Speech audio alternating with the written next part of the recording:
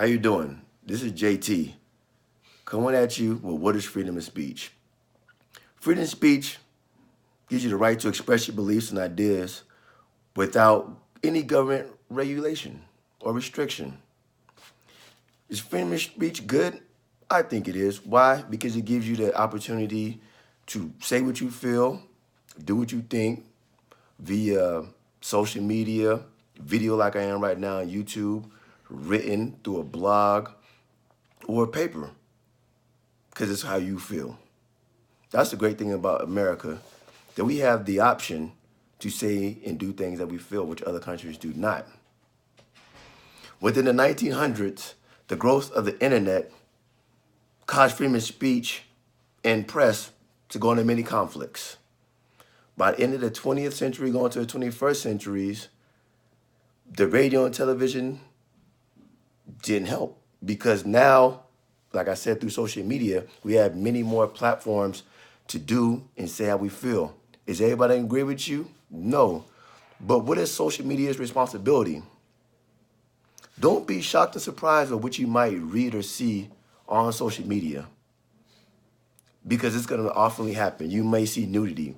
People may say something racist that you may not agree with, and that's happening a lot.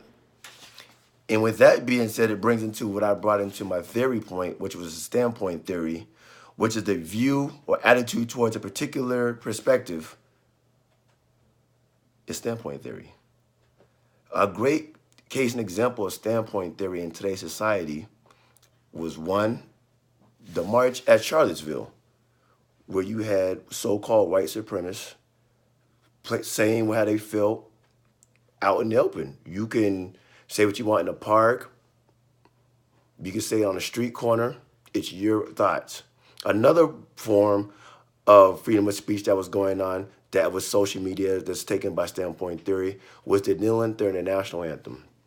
I know people say, they were disrespecting the flag or disrespecting the military. But if people really listen and remember, it was about the social injustice and a football player by the name of Colin Kaepernick taking a stand and others following in his wake. Now, I myself am in the military. Do I feel offended by him kneeling the national anthem? No, because it was not directed towards me, my branch, or what I do for this country. I love this country, and that's why I serve. Now, people would say, now, with you being in the military, you shouldn't say these things. But it's my opinion.